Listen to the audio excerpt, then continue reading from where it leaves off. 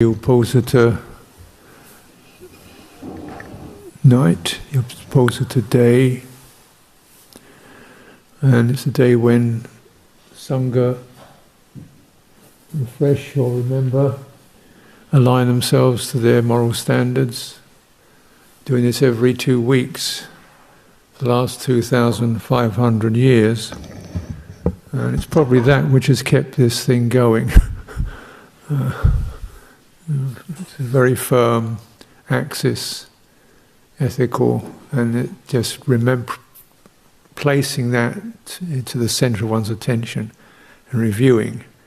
Where's the speech been careless? Where's the actions been heedless? Where's the sense of indulgence or the sense of non-respect, disrespect, when we shifted away and coming back to that? So it's a little more than just rights and wrongs. It's a matter of losing balance. If you keep checking it before it goes too far out, then you don't pick up. You check habits before they take over. You keep that alignment. So this is encapsulated in the 8 precepts, which people can even just take for the night, because this is considered to be the supreme standard for household life. It's just to do it for one night even, whereby you deliberately put aside your household duties, your family relationships, your occupations and pastimes, your entertainments, your appearance. You just put it aside and actually, right, all this is going to go, all this is going to go one day or another. Where's the centre? Right, you keep coming back to that. So even if you just do it for a night, if you do it carefully. So in the monastery, this is the standard. 8 precepts is the standard for everyone. It keeps a sense of that's the common axis, the common ground. And so we encourage this to pick up, begin to learn, train, pick up the meaning, the letter, the spirit, and the action of alignment to the 8 precepts, refuges and precepts. So, of course, it's always that which you ask for, it's never imposed. So, if anyone would like to request the 8 precepts, now is the refuges and 8 precepts, now is the time to do so.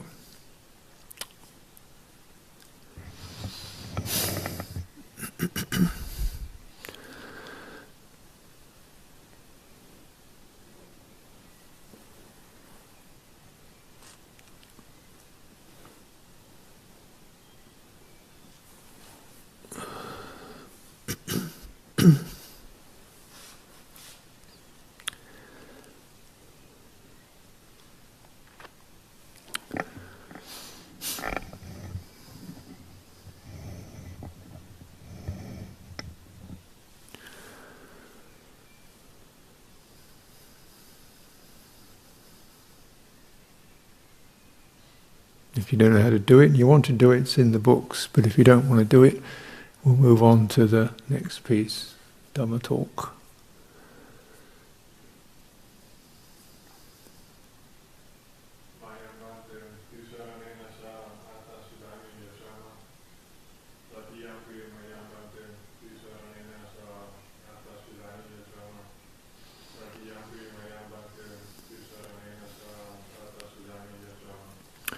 Okay, so those who would like to participate, you bring your hands together, and if you know the recitation, follow along with the recitation. If you're not familiar with the recitation, at least try to follow along with the meaning of what's being presented.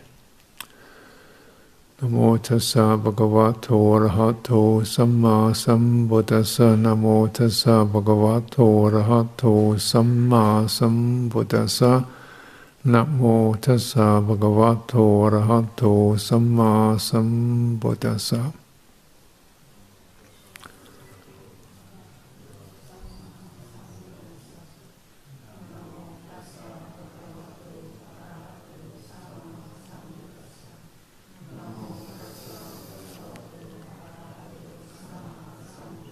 Buddham saranam gacchami. Dhammang saranang gacchami. Sanghang saranang gacchami. Dutiyampi buddhang saranang gacchami. Dutiyampi dhammang saranang gacchami. Dutiyampi sanghang saranang gacchami. Tatiyampi buddham saranang gacchami.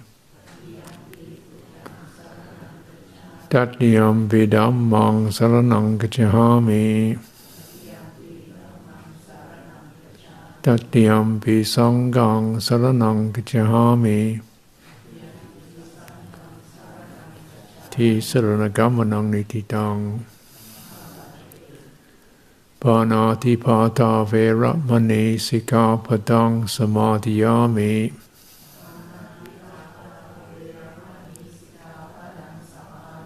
Undertake the precepts, refrain from destroying living creatures.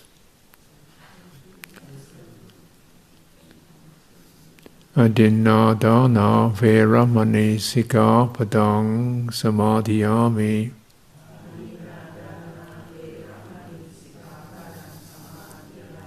Undertake the precept, refrain from taking that which is not given.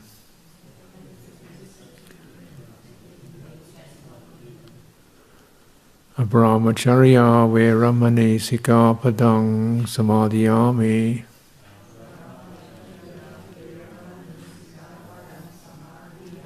Undertake the precept to refrain from sexual conduct. Mutsavada veramani sikkhapadang samadhiyami.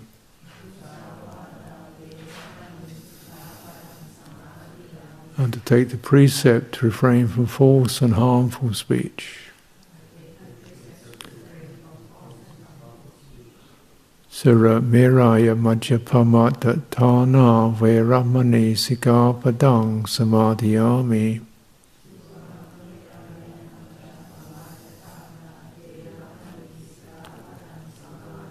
Undertake the precept to refrain from intoxicating drink and drugs that lead to carelessness.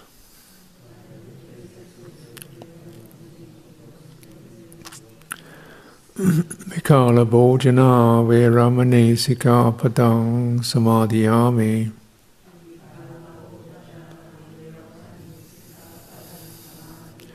Undertake the precept to refrain from eating at inappropriate times. Nachagitavadita visukha dassana mala kanda vilepana dharana mandana vibhusanatthana veramani sikkhapadang samadhiyami.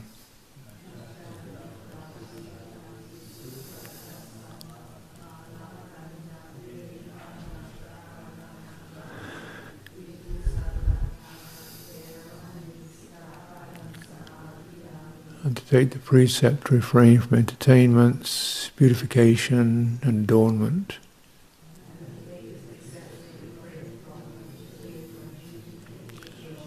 Ucca saina maha saina veramani sikkhapadang samadhiyami.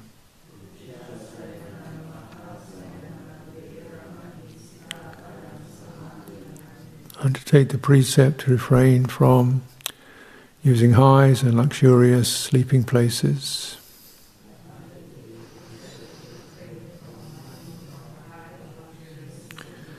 Imani sikkhapadani samadhiyami.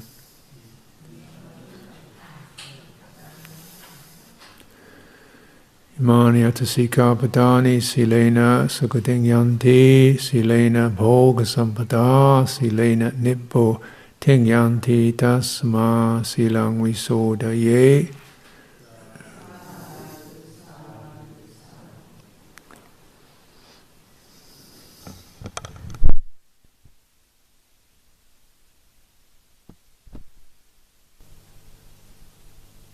tassa bhagavato arahato samma sambuddhassa namo tassa bhagavato arahato samma sambuddhassa namo tassa bhagavato arahato samma sambuddhassa buddhang dhammang sanghang namasami. So today, the Upasa today, and it's a holy day. You could say in the ancient tradition this would be every moon there'd be a break from the daily routines, and people would reflect upon the big issues of life: birth, death, meaning, relationship, purpose, occupation, world, family, individuality, whether there's life after death or not, so on. And need some guidance with that. So the Buddha really recommended this to be an occasion when people were kind of ready and interested to pick up some of these guiding principles of the teachings. And it's a holy day, it's also a holiday, same thing, because the idea is like a holiday ideally is a place where you kind of relax, busyness, relax your habits, relax your got to do it, relax all those strong agitations and drives, and refresh. That refreshing, if you're careful, get a chance to review what you're doing, where you're going, what you belong to, what's alive for you, what you finish with. So you get a chance to refresh, regenerate, reform. And that's really the idea of a holiday. A holiday that's a holy day. It's not really about worshipping something, it's about looking after yourself. Although naturally, one of the themes of them is that you, in order to look after yourself, you refer to some guidance, some guiding teachers or some guiding lights. They say, okay, let's listen to that. Because in our experience there's lots of things we can hear, lots of influences we hear, feel, are touched by, moved by, opinions, views, and so forth, and events. Where is it in all this? Where's the straight line? Where's the guiding light? And so that's the principle of the Sangha, is to keep trying to remember that guiding light, live it, exemplify it, present it. Not just in terms of words, but in terms of presence. And you see, essentially the presence here is quite calm, spacious and open. There's not a lot of compulsion. In fact, it's a very much open situation. People can come, people can leave. It's no charge. You're not asked to do anything or believe in anything. It's encouragements, but it's up to you. And it's spacious, psychologically spacious. Doesn't matter what your belief system is, age, gender, doesn't matter. There's room. And that very much is the spirit of the teaching, the way the Buddha wanted it to be. So just ideally, before there were monasteries, he just said, just go walking and teach anybody who wants to listen to you. But you don't go and press yourself upon them, you wait till they ask you. So that's quite pivotal. So you just present what you're doing, present yourself, present your presence, and your stability and your clarity and your gentleness, and see what happens. People are attracted to that. What are you doing? What's that about? And if they want to, you can then say what you're doing. That's still very much what we do. Even when we go on this alms round in the local town, just go there with your alms bowl. You don't ask for anything. You don't tell people what you're doing. Just stand there, and they'd see who's interested in checking you out. And that's the way it's gone. And so it seems extremely fragile in many respects, because you're not actually proclaiming anything or asking for anything, or even holding on to much. So it seems extremely fragile. And that's part of the beauty of it. Something so seemingly fragile, just dependent upon what happens in the open space, what happens without pressure, without pushing, without ranting or preaching, without indoctrinating. What happens when people get together and just their own, what happens? It softens and opens. And just out of that movement, that softening and opening, and the beauty of it, and the preciousness of it, actually, this is what I want to be. I want to have more of this. I want to be in this more, because this allows me to unpack, unfold, and find depths. And this is when someone is kind of there, who's living that. I've got that sense of this is a shared reality, and somehow that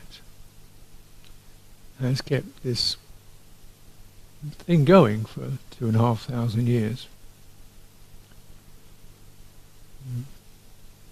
And if it's not like that, then we have something, if it's built just on money and power, you can have an impressive monastery, but you don't actually have the Dhamma anymore. The light's gone out, just got institutions. So it's our job to keep that quality alive, refreshed, and lived out. What does it do? What we're doing? And you learn this because you learn this in meditation. It's where you begin to test that. Of course, there are many, many systems of meditation, but be very simple about it.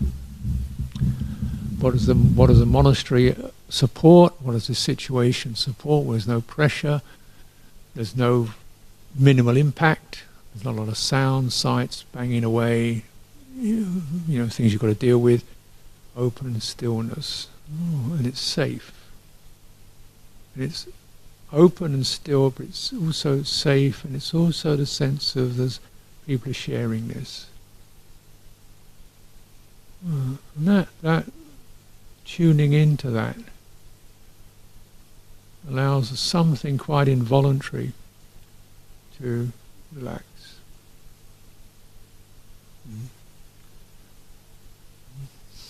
You feel safe. You feel we're in something that is not, you don't have to deal with anything. You don't have to make something happen. You don't have to be anything. There's a tremendous psychological relaxation that occurs. It's kind of on an involuntary level. There's obviously things we can voluntarily relax. We can put down our tools and switch off the engine and so forth, but you can still feel quite tense and tight and busy, because that becomes the habit. So this kind of more reflex is created by or stimulated by a supportive environment.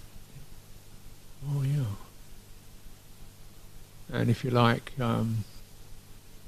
like you can recognize when we're contemplating this very structure of the body, we have skin, we have muscles, we have bones, we have all kinds of soft organs.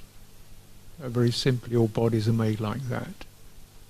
And the soft organs need to be protected. So we've got skin boundary, keeps things out.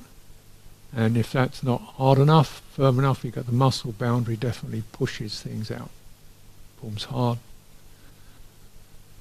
And in a very hostile environment or precarious environment, what happens is that we become muscular rather than skin. We become kind of a bit hard-edged and uptight, and to hold ourselves.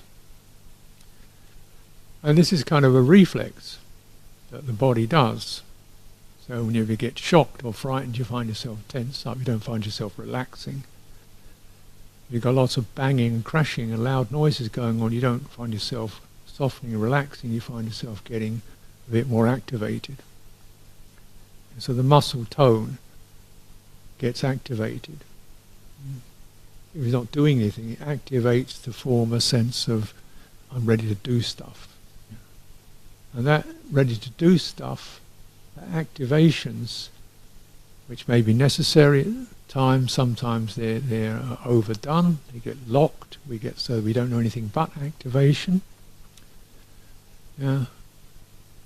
They take us away from some of the softer qualities of stillness and fluidity and spaciousness.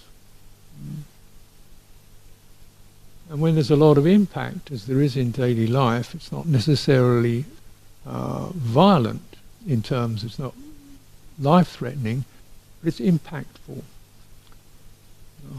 So, you go in the traffic, there's cars whizzing by, any one of those could kill you. Your own car could kill you. Maybe it's not because anybody's deliberately trying to do it, but things can happen. You have to have a certain sense of holding it together and vigilance. So you got that. Then you go to some place, you maybe go to a town, there's people moving by, there's traffic lights, there's things flashing and banging. So everything keeps you on to alert, attuned to the sensory world. So you're activated, you're speedy, you're not soft, you're generally activated. Sometimes if things are getting very noisy, very loud, you get quite activated, you get pretty agitated, trying to just keep up with the pace of what needs to be dealt with. And this is the general trend.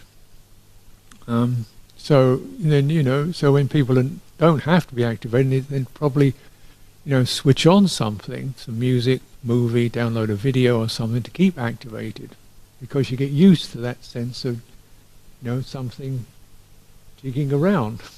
Jung, jung, jung, jung, jung. So you're like that. And a friend of mine was saying he lives on a boatyard, and the people on the quite quiet little boatyard on a canal, on this boat. There's nothing much happening by itself. It's just canal, a few ducks quacking. And he said one of the neighbours, he says this guy always carries around a kind of musical thing, like some kind of recording system or boom box. This thing is banging away, and so he's got that going. So he's always talking, jittery like that. And then when you go to his boat, you smell the marijuana, clouds of marijuana coming out of the boat. So this guy's constantly, that's what holds him together, is constant activation and stimulation and soporific. So the person is cannot go, is actually constantly generated and held by the impact of things that are outside him, such as music, sound, drugs, so forth. And the idea of switching some of that off probably would be very uncomfortable. Just to ask him just to sit still for 10 minutes would probably be very uncomfortable without some stimulation. So this kind of, people get into this in the pressure and the buzz and the speed and the impact of daily life. People get into this sense whereby they get used to a whole amount of stimulation. So in fact, then going on holiday means more stimulation. That's a different kind of stimulation, but go to a fun fair, chuck yourself off a bridge with a rope hanging around your leg, do something slightly crazy, more stimulation. And, okay, what happens if you switch the stimulation off?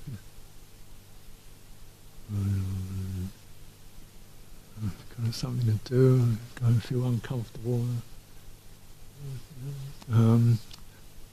Memories, oh goodness, uncomfortable memories, feelings of boredom, feelings of agitation, don't know what to do, negative thoughts coming up, thinking about oneself.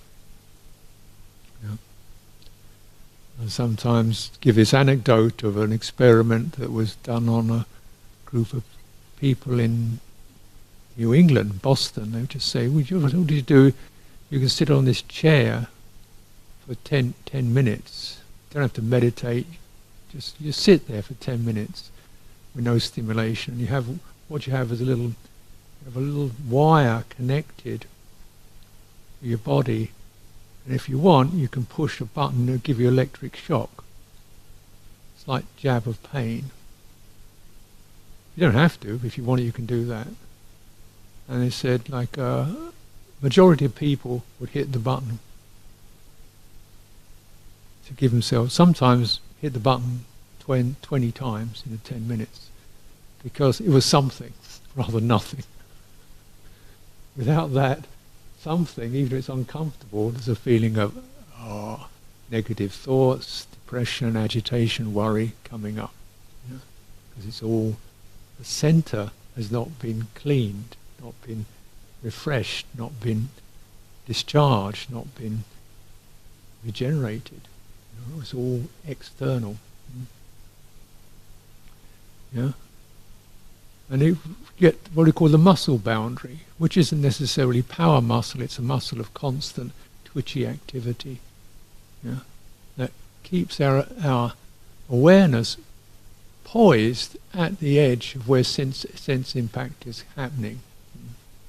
And in that, being at that edge of where sense impact is happening, we experience a world of sense consciousness.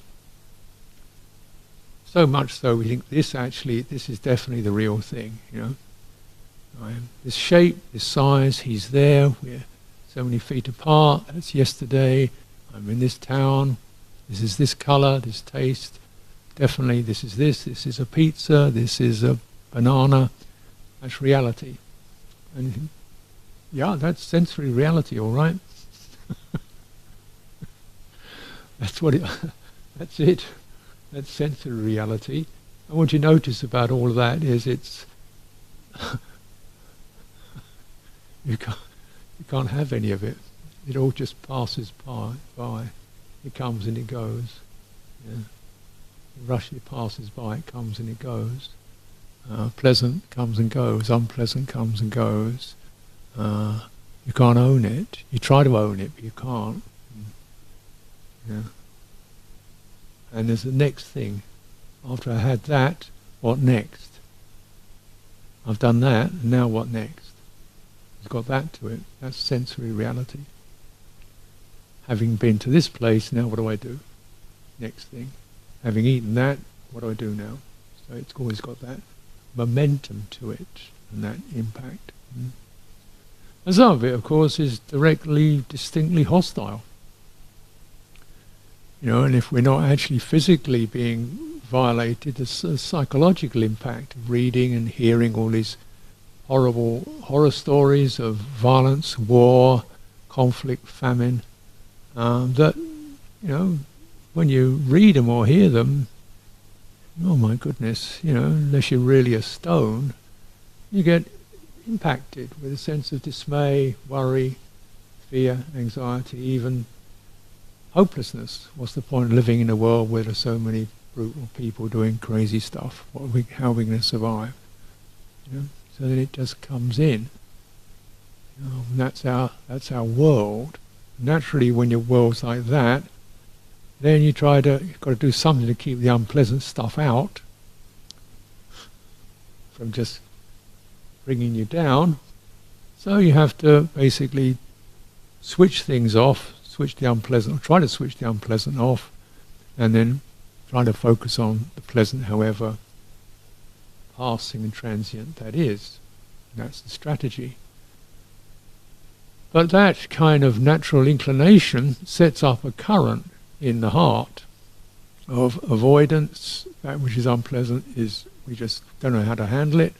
That which is pleasant, we keep reaching out for it but can't actually finalize it. So this sets up a current in the heart. And even recognizing that current, which is what Buddha meant by dukkha, the unsatisfied, the incomplete, the irresolute, the unsatisfactory, you begin to recognize as another reality apart from sense reality, which is playing out at the same time. We can call this heart reality or citta reality. Buddhist word citta. Citta reality is not the same as sense consciousness, though it does play it out. And if you begin to, in your meditation, just relax your body, switch off the senses, not negatively, just not, then you enter the citta reality. When you enter citta reality, then it's memories from the past. Strange turbulence, tiredness, sleepiness.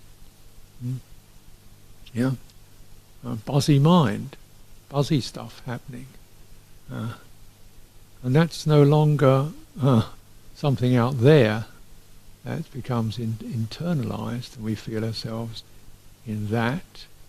Yeah, and this, in fact, is these are all the results of not paying proper attention to this heart, this central reality, and cleaning it. Because this central citta reality picks up the emotional and psychological effects. So it doesn't actually pick up sense consciousness, but it picks up the reverberations and the repercussions of that movement of defending and grasping and avoiding and spinning. It picks up the ripples of all that, so it gets very, sort of disturbed. And so why do you want to go in there? Well, because that's, in a way, that's eventually, that's the reality that lasts.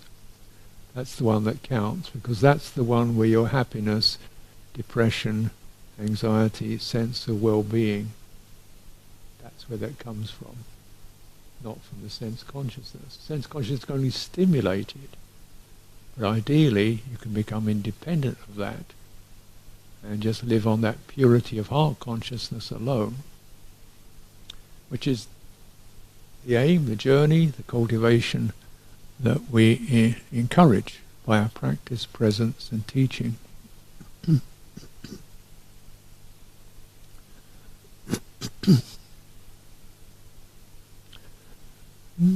This means, we begin to relax some of that volitional muscle energy. It's about doing and having and owning and making things happen. We relax it, soften it. And it's rather more like now you're much more like skin.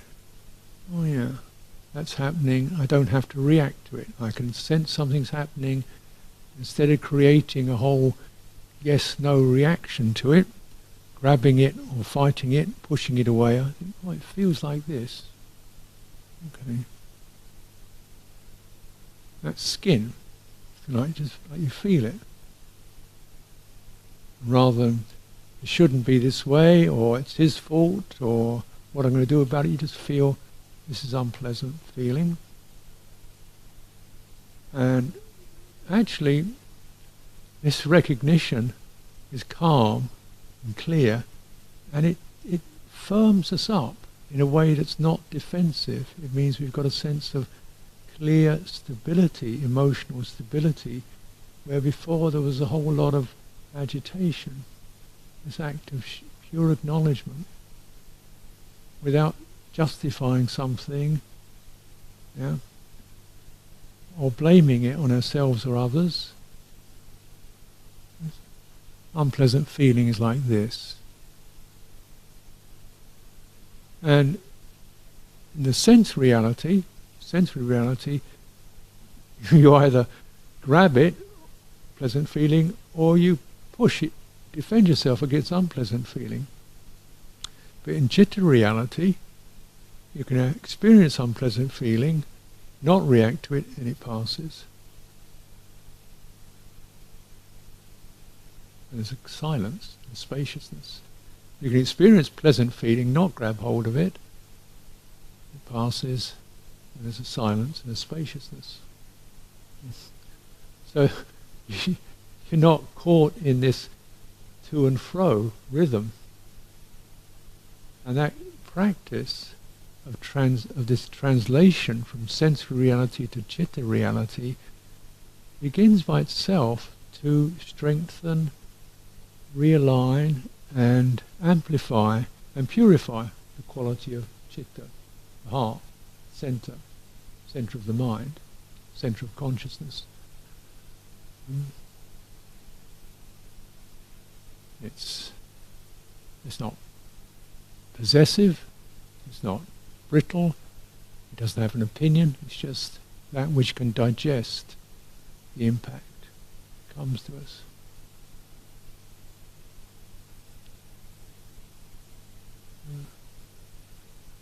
But the beauty of it is, in that process of digesting pleasant feeling, unpleasant feeling, something else begins to occur. There's a gradual, incremental strengthening of presence and awareness. You're aware, you're present, and these have got a kind of suffusive happiness and strength to them,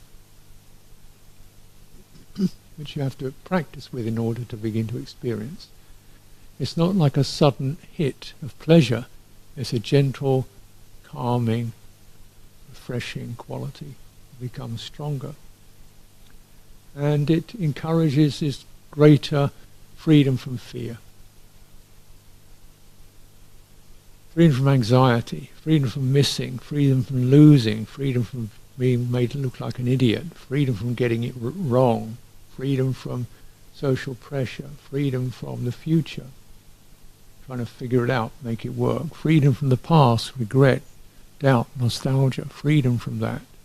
And the freedom feels good.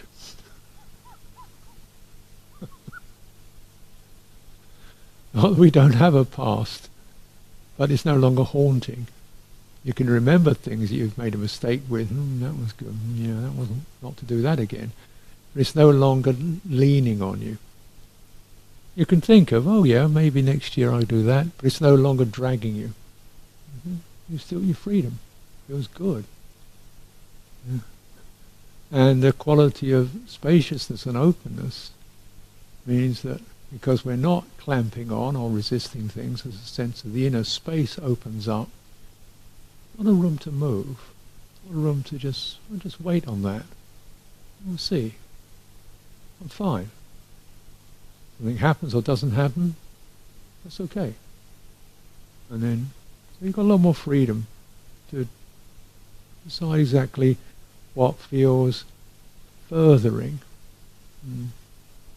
purposeful, beautiful. Yeah.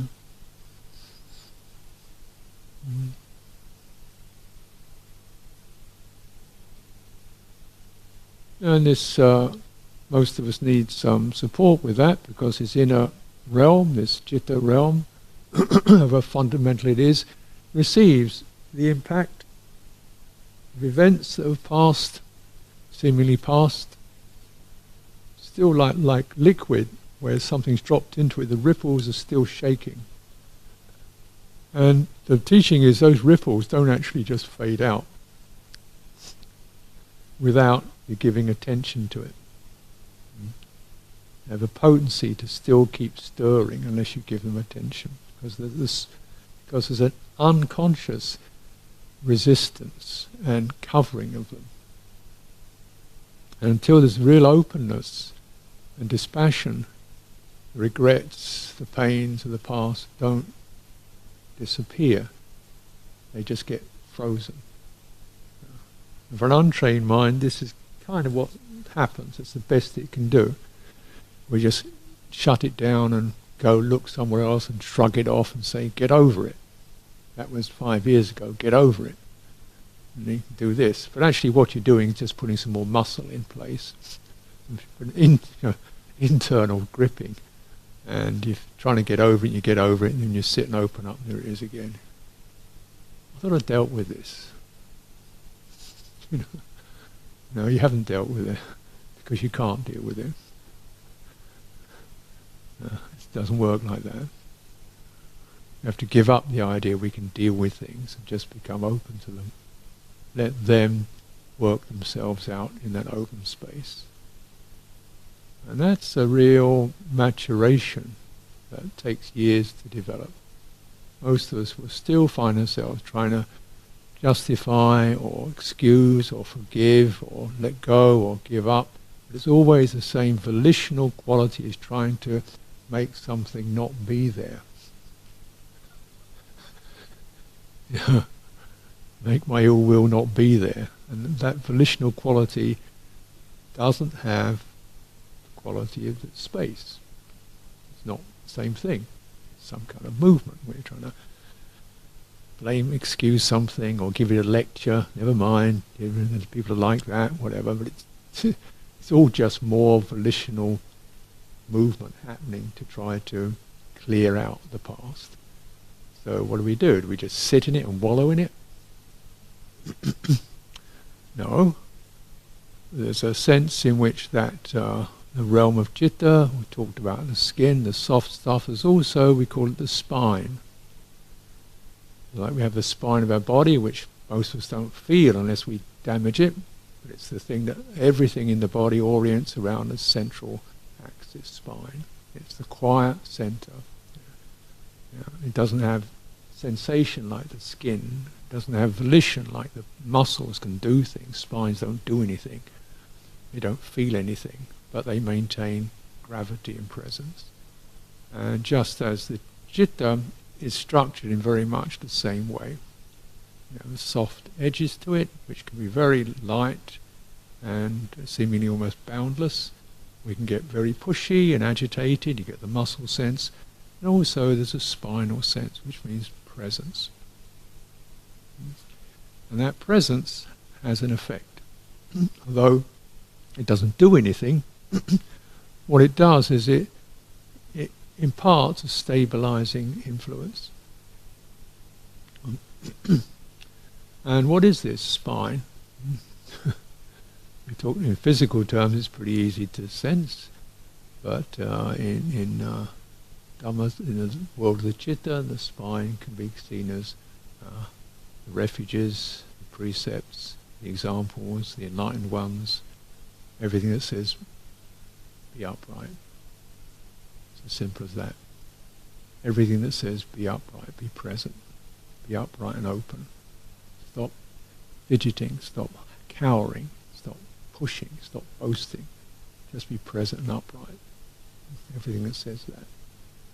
And that's kind of what the, if you get down to what the, what you can get from teachers and it's basically that.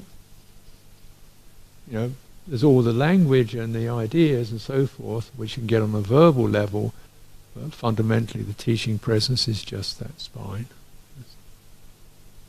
Stop cowering, stop blaming, stop fudging, stop excusing, stop justifying, stop blaming. Be present, be upright. Stop trying to hide things, stop getting agitated around it, stop adding more guilt and blame to what's happened, stop planning the future, just be present and open to it. I don't want to be present and open to it. It's horrible. I want to be happy and bright and cheerful and wonderful and clear and everything. Yes, true. Be present and open to that. That whimpering voice that says, I doesn't want it to be this way. Be present and open to that. This is it. Okay. Yeah. What am I supposed to do? Be present and open to that question, that doubt. I don't think I can do this. After all, how is it going to work? Be present and open to that voice. When it's panic, and it's do something. Be present and open to all those volitional twitches that start saying, because she did that, they're all doing that, and I never said that. She always did that to me, and I never got that. Okay, be present and open to that.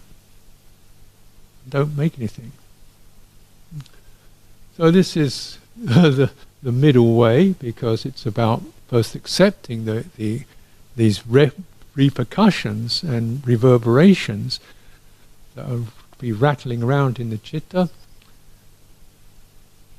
accepting their presence but not adopting them. Yeah? It's like you open the door, they come to the door, and you, there at the open door, you come to the door, but you don't say, oh, let's get talking. You just open the door, you stand there, they come to the door, and you mm-hmm. They say, well, no, you go, mm-hmm. But it shouldn't be like this. Mm-hmm, mm-hmm, yeah, mm. We're going to do something about it. Mm, yeah. It's not right. Yeah. Mm. Mm. Yeah, how's that feel? Horrible. Can you be present and open with that? I know you don't want to, but can you? That's what I'm doing. Oh yeah. You feel the energy of that agitation begin to drain because we're not giving it any energy. You accept, but you don't adopt, you don't engage, you don't reject. Yeah? You accept the presence, but you don't bring it into your house. And the truth of the matter is that actually we had that power, but out of the power to recognize things without taking them in. We've always had that power to be able to recognize something without taking it in, but we lost it because we wanted to take in that which was pleasant, comfortable, interesting. So we took that in. Then we took in all the bad guys too, because we didn't know where the door was, and we didn't know. We stand at the door. We don't accept. We accept the presence. We don't adopt. We don't kick it out, and all that increases the strength of one's standing, and it feels good because you're free from agitation. It's an open door.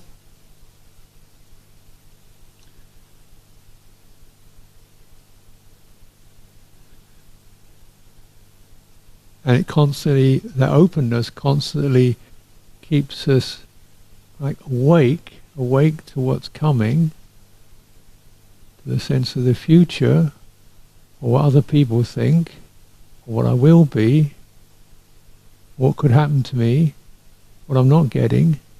Keeps us awake to that. And we're constantly discharging that. And as you do so, it turns into strength by itself. As you discharge the push and the flurry and the worry, by itself it turns into strength. Mm.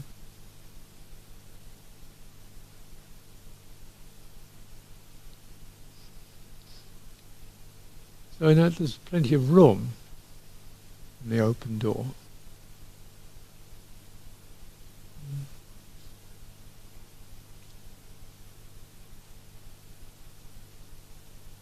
It's rather like this monastery we don't have a gate at the front door. We do have bollards because tiny percentage of people would drive in and start throwing things around and making a nuisance. So we say, come in but walk in. Walk in means get onto your human body, onto your own legs, and walk in, open.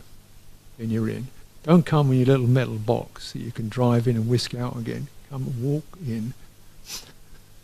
You're welcome if you walk in as a human being. Right? And this can be quite nervous place. Somebody was coming to interview me a few days ago for a magazine, local parish magazine, and he's saying, "Are you allowed in here?" I said, "Well, that's why we don't have a gate." He said, "But I never quite know what to do when you get to an open gate." I said, "Yeah, that's called meditation." At that moment you think, am I? Should I? Would I? What am I supposed to? That's meditation. You just stand at the open gate and let all that stuff simmer and just keep standing there and let it settle down. Yeah. But for this, definitely that presence of that encouragement, that spine, so we can feel ourselves deliberately standing. Then there's room. There's room for you, there's room for me, there's room for him, there's room for her, there's room for that, there's room for this. We're not closing and shutting and defending. And there's room to receive the horror. There's room to receive the grief. If we can't receive the grief, we're going to be... Life is grief in it. You can't receive the joy. If you can't receive the grief, you can't receive the joy. You've got to be open door, you've got to learn how to make room for all of it. And the beauty of the open door is, all you receive eventually is just your own repercussions and resonances, because the sense world doesn't actually come in. Only the resonances and repercussions. This gives us immense refuge. That our loved ones will not die is impossible.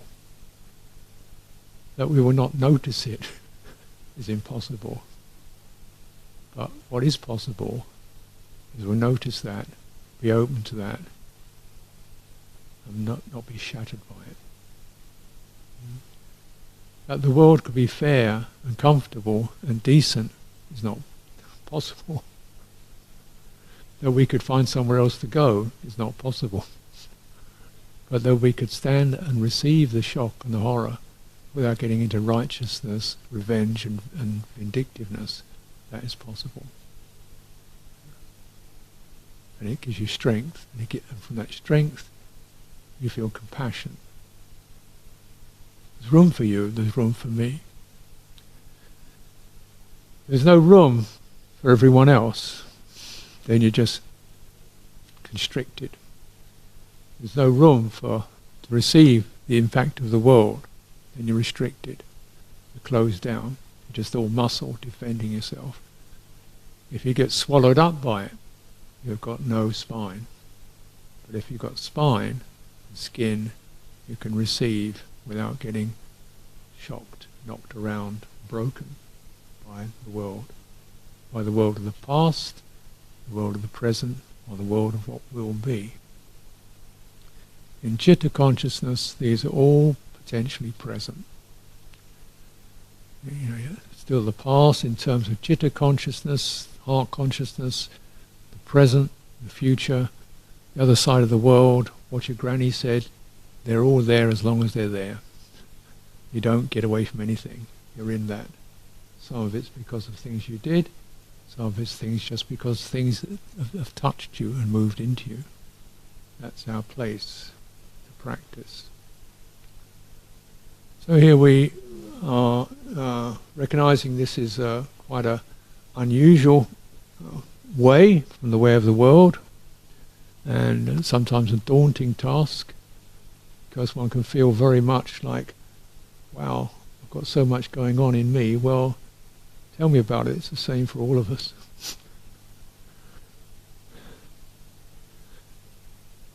Yeah. Except with practice, you're no longer shaken by it, secure and free. And you feel that freedom gives you joy and comfort and humour in the midst of a world that's going all over the place. So here we want to offer our support constantly for anyone who's prepared to commit, even for an hour. This, we're here, that's our support, that's our offering. And so I encourage you all to take a regular holiday, come here for your holidays. Can't come here for your holiday, have a holiday at home, because it doesn't really matter where you are. Holidays, the holiday of heart is always available, 365 days a year. That's the best holiday. Anyone?